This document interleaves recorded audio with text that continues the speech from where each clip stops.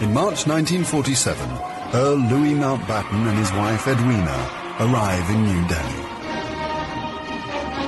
The great-grandson of Queen Victoria and second cousin to George VI, Mountbatten brings a regal presence to the drama of India's independence.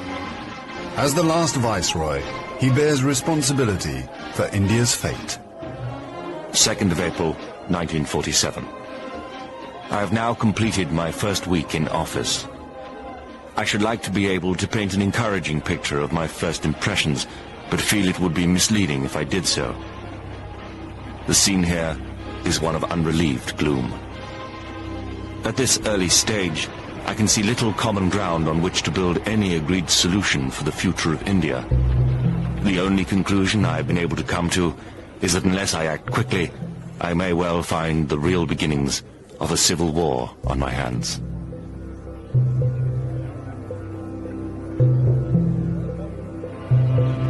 By May, attempts to create a unified India have failed. Gandhi retreats from political life.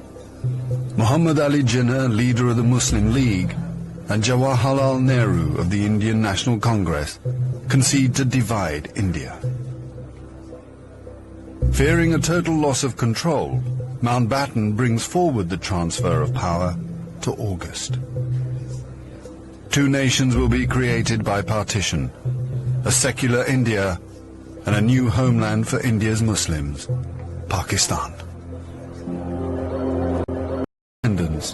Nehru addresses the people of India.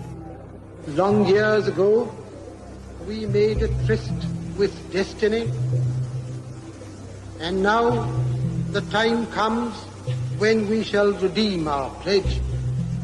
At the stroke of the midnight hour, when the world sleeps, India will awake to life and freedom.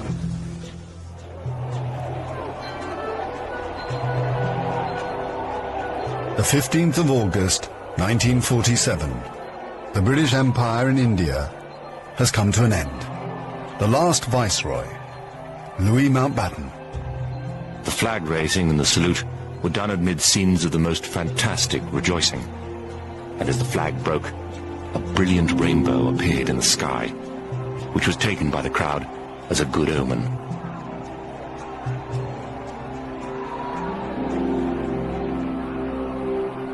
Qasim Muhammad. On the 15th of August came freedom. The freedom to burn, loot and murder. While Delhi and Karachi were celebrating, central Punjab was burning.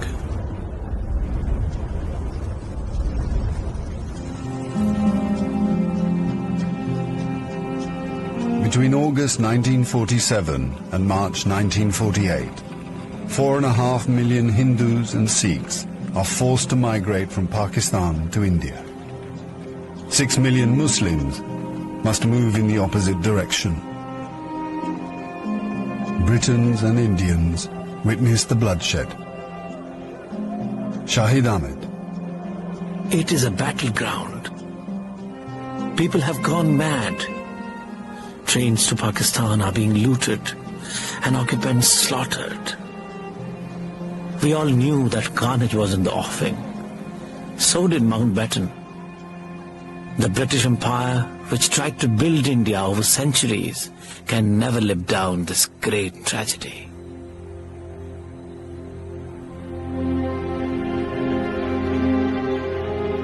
Lieutenant Colonel Hubert Boyd Hudson.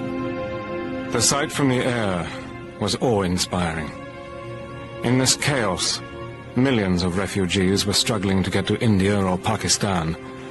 Thousands of others were doing their best to prevent them, murdering them by the hundred.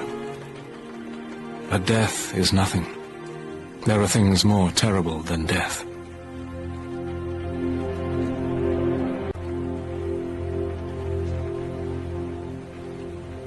Ten million people are displaced in the partition of India. 1 million are dead.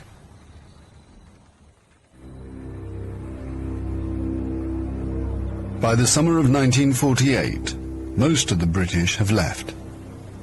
Hubert Boyd Hudson has been in India for 15 years. India is full of ghosts.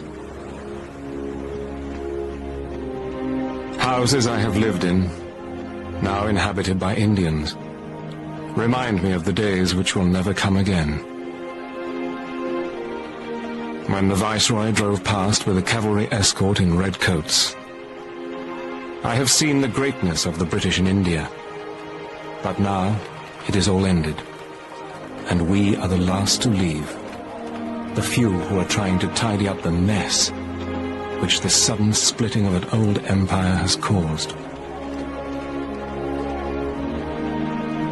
Britain has lost its greatest imperial possession. Mahatma Gandhi once said that if India became free, the rest of the empire would follow.